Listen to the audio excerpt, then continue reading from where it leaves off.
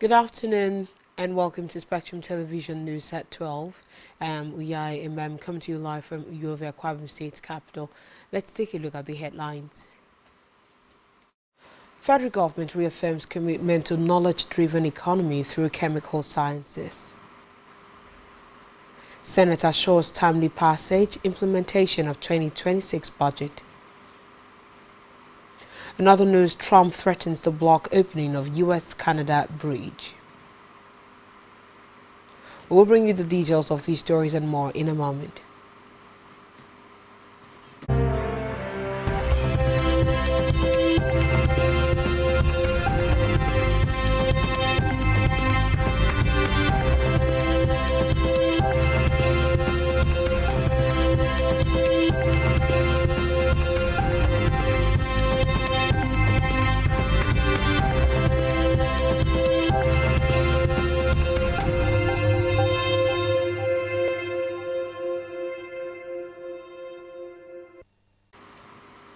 This is the news at noon. Thanks so much for joining us. We head to the national scene where the federal government has reiterated its commitment to transition in Nigeria from a resource-based to a knowledge-driven economy through the foundational role of chemical sciences.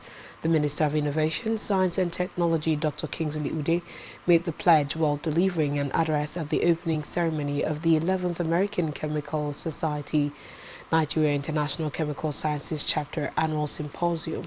He said the government would work with the National Assembly, the private sector, and international partners to significantly increase funding for market-driven, application-oriented research, adding that priority would be given to grants, infrastructure, and policies that protect intellectual property and translate laboratory breakthroughs into practical solutions. According to the minister, data from credible sources, including the National Bureau of Statistics, show that the contribution of chemical technology and advanced manufacturing to Nigeria's gross domestic product and export earnings remains disproportionately low when compared with the country's potential. He said Nigeria must confront this reality, noting that despite abundant natural resources, performance in chemical technology and value addition processing remains below expectations. From the red chambers, the Senate is set to hold an emergency plenary session amid rising national outrage over its handling of amendments to the Electoral Act, particularly the controversial decision to drop the clause mandating real-time electronic transmission of election results. The sitting, convened less than a week after the passage of the Electoral Act Amendment Bill 2026, comes as pressure mounts from civil society organizations, opposition figures, labor unions, professional bodies, regional leaders, and youth movements who have taken their dissatisfaction to the gates of the National Assembly. The President of the Senate, Senator Godswill Akpabio, is to preside over the plenary, which will be attended by the remaining 105 senators. The emergency session was announced in a statement signed by the Clerk of the Senate, Emmanuel Otto. The plenary is scheduled to commence at 12 noon today. In the meantime, the Senate has assured President Bola Tinubu of its readiness to work closely with the executive arm to ensure the timely passage and effective implementation of the 2026 appropriation bill. The assurance was given by the President of the Senate, Godswill Akpabio, during the public hearing and interactive session on the 2026 appropriation bill organized by the Senate Committee on Appropriations at the National Assembly, Abuja.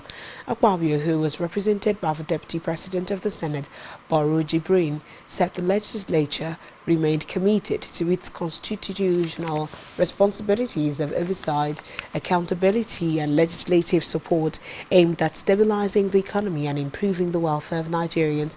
He noted that Nigeria was at a critical juncture, grappling with inflationary pressure, infrastructure deficit, unemployment, and lingering security challenges, which he said directly affected the daily lives of citizens. Meanwhile, the Senate has said that any agency benefiting from service-wide votes without proper accountability would no longer be tolerated. This is according to the chairman of the Senate Committee on Appropriations, Senator Adeola Olamilekon, who warned that the 2026 budget would mark a decisive break from past spending practices. Speaking at a one-day public hearing on the 2026 appropriation bill, Senator Olamilekon stated that every expenditure item would be subjected to strict scrutiny to determine how public funds are utilized. He called on ministries, departments and agencies to cooperate fully with oversight institutions to promote transparency, efficiency and fiscal discipline across government. The lawmaker also declared that the National Assembly will no longer extend the implementation of federal budgets beyond December 31st, insisting that delays undermine fiscal planning and accountability.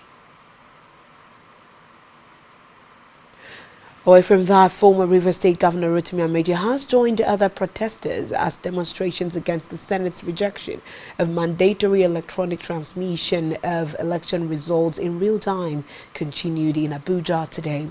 The protest, which began on Monday, is opposed to the Senate's decision to reject real-time electronic transmission of election results. Amaechi, who attended the protest with his son, alleged that the ruling All Progressives Congress, APC, is opposed to electronic transmission of election results because it fears losing out on the 2027 general elections. In a separate development, the commander of the United States America Command AFRICOM, General Dagvin Anderson, has reaffirmed the United States' commitment to supporting Nigerian-led solutions to the country's security challenges. He said this would be achieved through intelligence sharing and technical advisory support to enhance Nigeria's independent operational capabilities. This was contained in a statement by the Defense Headquarters through the Director of Defense Information, Major General Samaila Uba. According to Major General Uba, the AFRICOM commander interacted with senior Nigerian security officials, including the National Security Advisor, Nuhu Ribadu, Minister of Defense, General Christopher Musa, retired, Chief of Defense Staff, General Olufemi Oluyede, Chief of Army Staff, Lieutenant General Waidu Shaibu, and other senior officials.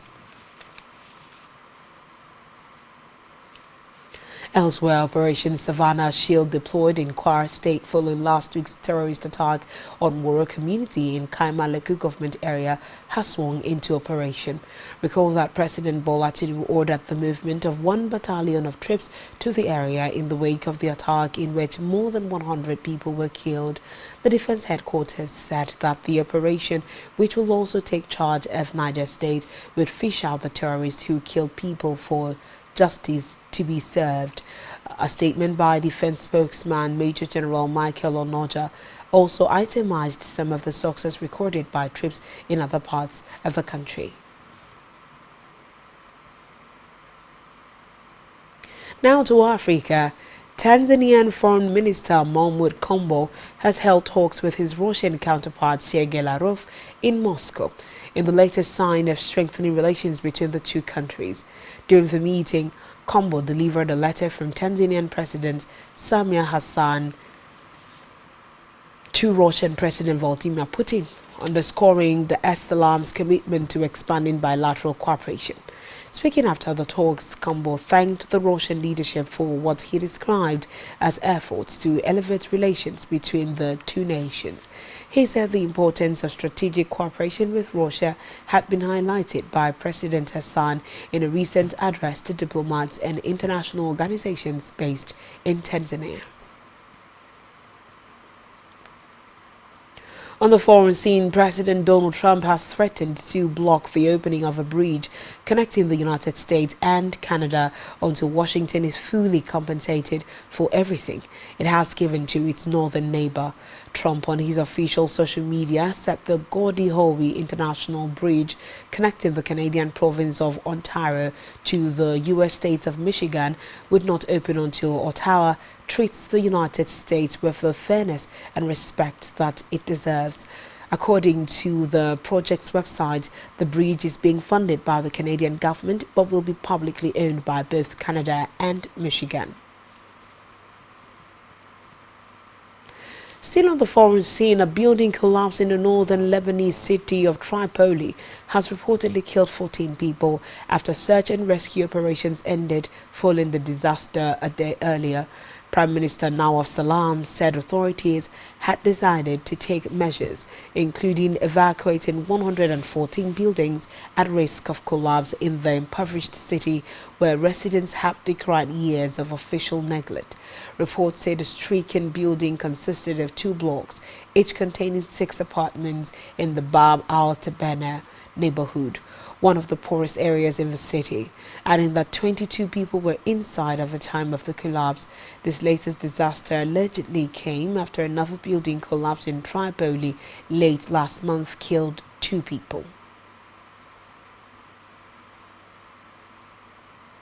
Still to come in the news. Chelsea to face Leeds as Everton take on Bournemouth in Premier League tonight. Do stay tuned for details of this and more in a moment.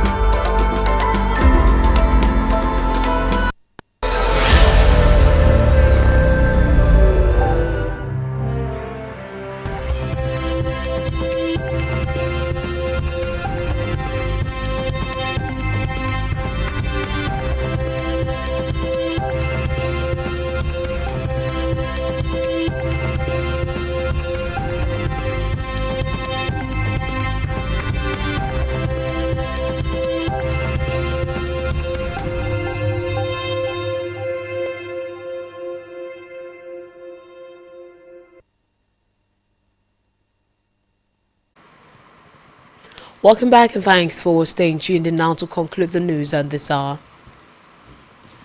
On our business news, Nigeria's net foreign reserves have risen to $49 billion in a remarkable sustained recovery from about $3 billion recorded in May 2023.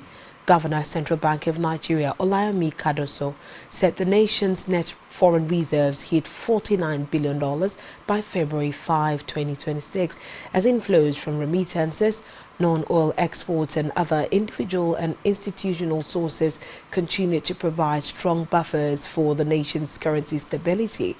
Kadoso made this known in Abuja at the second edition of National Economic Council Conference.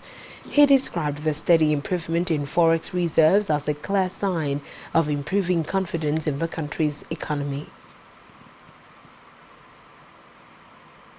On our health news, pharmacists have said that integrating pharmacies in routine immunization services could significantly reduce the burden of zero-dose children in the country, saying gaps in coverage continue to leave millions of children unprotected against preventable childhood killer diseases. They explained that community pharmacists are often the most accessible healthcare professionals, especially in hard-to-reach communities where primary health centers are overstretched or poorly utilized. According to them, involving pharmacies as a strategic partner would help close access gaps and improve immunization coverage among children who have never received a single dose. Reports say the United Nations Children's Fund has said that Nigeria bears the highest global burden of unvaccinated children, with over 2 million children yet to receive a single dose of any routine vaccine. Still in health, the Nigerian Association of Dermatologists, NAD, has launched a nationwide campaign to address growing public health concerns about skin bleaching in Nigeria. The campaign, themed Embracing Your Skin, was unveiled during a press conference held at the Lagos University Teaching Hospital Dermatological Clinic in Lagos. Speaking during the briefing, the NAD president, Professor Decima Alatride, made and warned that the medical risks associated with bleaching are severe and far outweigh any perceived benefits.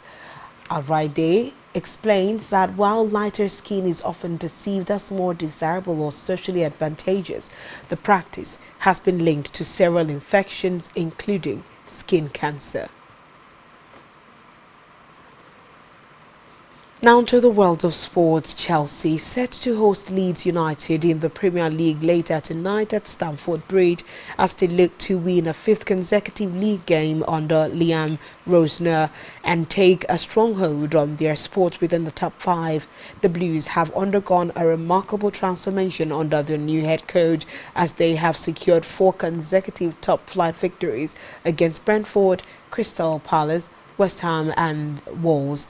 Currently fifth on the table, Chelsea sits just 1 point behind the top 4 following their dominant win at the Molnar.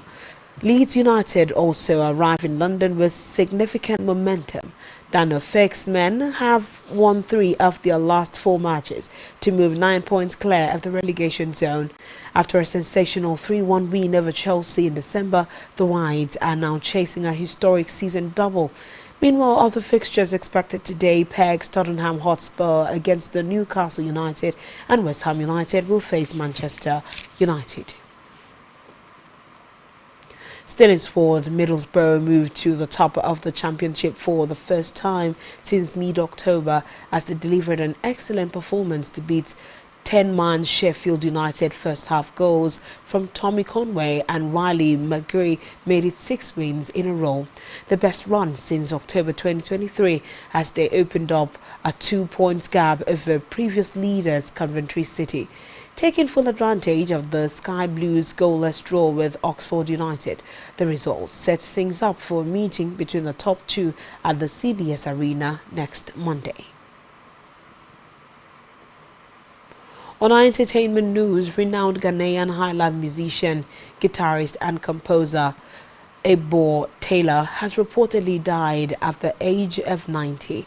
Taylor's family confirmed his passing through a post shared on his official Instagram page without disclosing the cause of death. Taylor, widely regarded as a pioneer of modern Ghanaian music, died on Saturday, February 7, 2026, just a day after the launch of the Ebo Taylor Music Festival and a month after celebrating his 90th birthday.